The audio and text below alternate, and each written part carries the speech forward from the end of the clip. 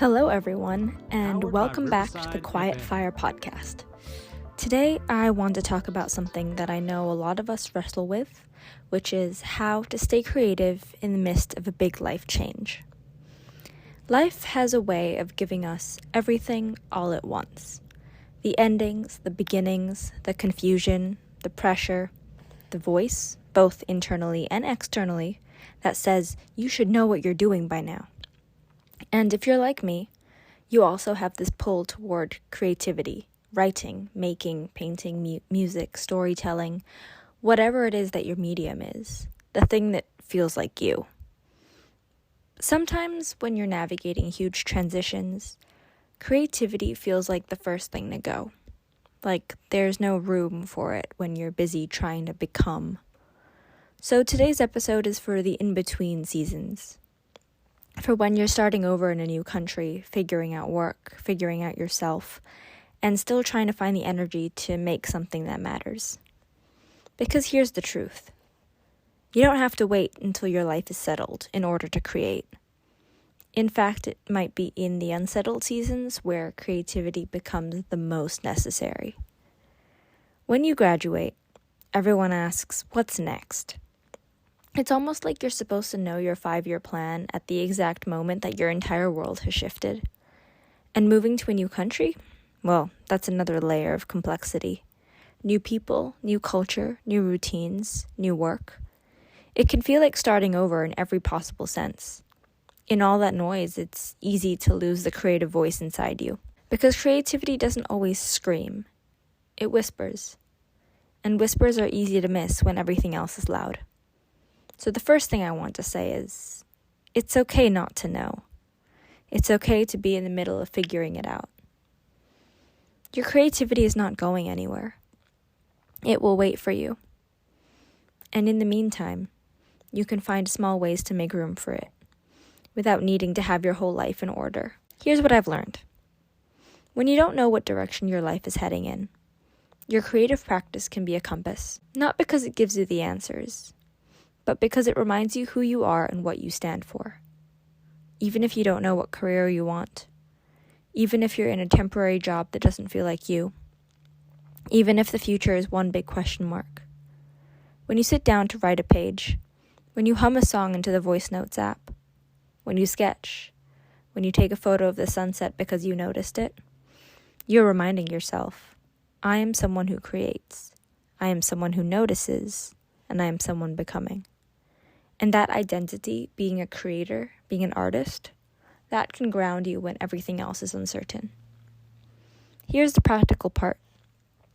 How do you actually make time for creativity when you're navigating a new job, a new city, maybe even loneliness or overwhelm? I'm on my own journey in navigating a new start in a new city, and these are 3 things that have been helping me, and I hope they'll help you too. 1, lower the bar. We think creativity has to look like hours in a studio, or finishing a project, or posting something polished. But maybe right now, creativity looks like 5 minutes of journaling before bed, or sketching on the train, or writing a paragraph in your notes app. Small counts. Small adds up. 2, attach creativity to an existing habit. For example, if you already make coffee every morning, maybe that's when you free write 1 page. If you already take a walk, maybe you use that time to brainstorm or put ideas into voice memos. Link it to what you're already doing so it doesn't feel like an extra task. 3, protect it like a meeting. Even 20 minutes once a week, block it on your calendar. You wouldn't cancel a work call. Why cancel on yourself? One of the hardest parts about being a creative person in transition is the guilt. That little voice that says, if I don't turn this into something useful, something shareable, something advances my career, what's the point? But here's the thing.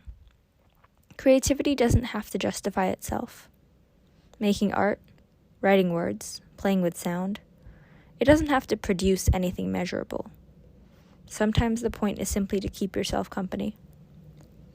You are allowed to make things that no one sees.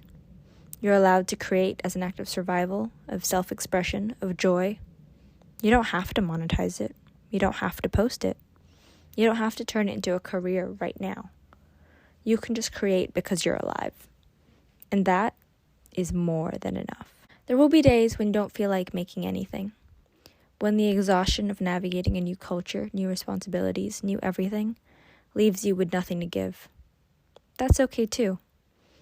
On those days, you can choose to receive instead of produce. Read a poem. Listen to music. Watch a film that makes you feel something. Look at the colors of the sky and call that art. Filling your well is just as important as pouring it out. You don't need to know your life plan to make something beautiful today. You can start small. You can start messy. You can start even while you're unsure. Because creativity isn't the reward for having your life figured out. It's the companion that helps you figure it out. And maybe, just maybe, the act of creating during this season will reveal something to you about yourself.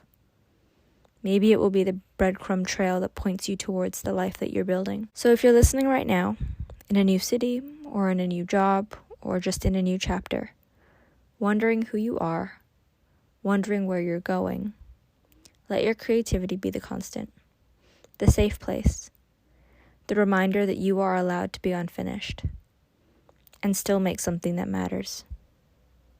You don't have to have all the answers to start creating. You just have to start. And when you do, you'll realize you were never lost.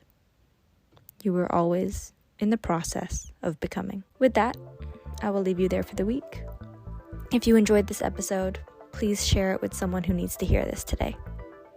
And as always, don't forget, you are amazing, you are loved, and I thank you for being here.